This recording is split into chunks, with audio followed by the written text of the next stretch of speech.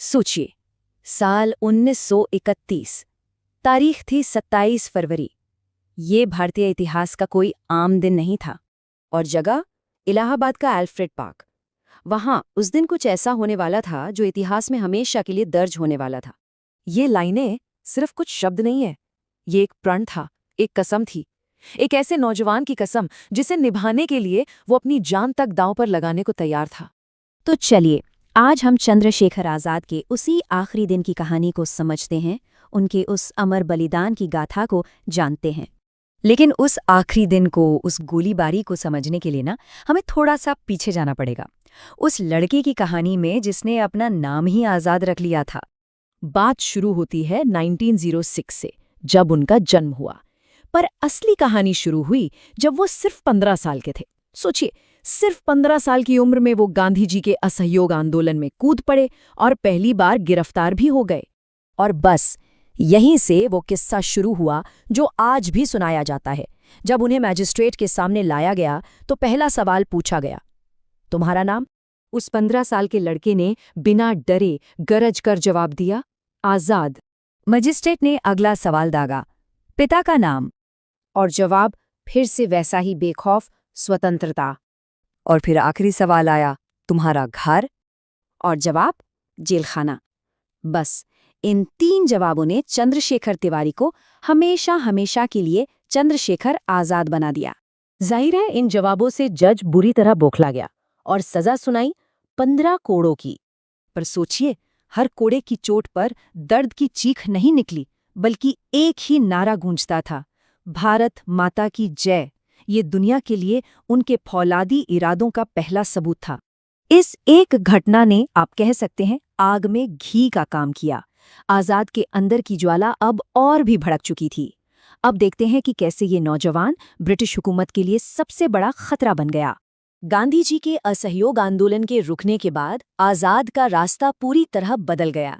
अब वो Hindustan socialist Republican association यानी HSRA के एक प्रमुख लीडर बन गए। यहीं उन्हें भगत सिंह, राजगुरु और सुखदेव जैसे साथी मिले। और फिर आया साल 1928, जब लाला लाजपत राय की शहादत का बदला लेने के लिए सैंडर्स को गोली मारी गई। उस पूरे एक्शन के पीछे आजाद का दिमाग था। बस इसी घटना के बाद अंग्रेज सरकार के लिए वो बन गए सबसे बड़ा खतरा। पूरे भारत में चंद्रशेखर आजाद को मोस्ट वांटेड घोषित कर दिया गया। और लीजिए, कहानी घूमकर वापस वहीं आ गई जहां से हमने इसे शुरू किया था। 27 फरवरी 1931, इलाहाबाद का एल्फ्रेड पार्क। उस दिन आजाद अपने एक साथी सुखदेव राज के साथ पार्क में थे। बस तभी किसी अपने ने ही मुखबिरी कर दी। पुलिस को खबर मिल गई, एक ऐसा धोखा जिसने सब कुछ बदल दिया। इसके बाद जो हुआ वो वाकई एक मिसाल है। जैसे ही पुलिस ने पार्क को घेरा, आजाद ने मोर्चा संभाल लिया। उन्होंने अपने साथी को कहा कि तुम निकलो, क्रांति की ये आग बुझनी नहीं चाहिए। और फिर वो अकेले ही दर्जनों पुलिस वालों से भिड़ गए। वो लड़ते रहे तब तक जब तक उनकी पिस्तौल में बस एक गोली बाकी नहीं रह गई। सिर्फ एक गोली और सामने 2 रास्ते, या तो जिंदा पकड़े जाएं, अंग्रेजों के आगे झुक जाएं, या फिर अपनी वो कसम पूरी करें।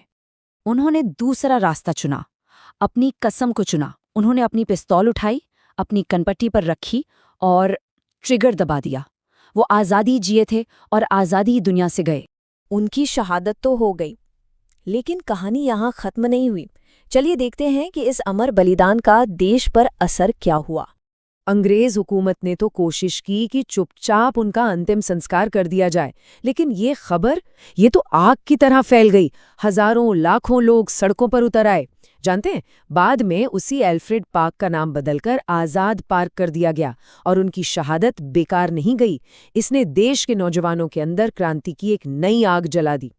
तो आखिर में एक सवाल मन में आता है कि कैसे एक इंसान का बलिदान पूरे के पूरे देश की पहचान, उसकी चेतना का हिस्सा बन जाता है। शायद चंद्रशेखर आजाद की कहानी से बड़ा इस सवाल का कोई जवाब नहीं है।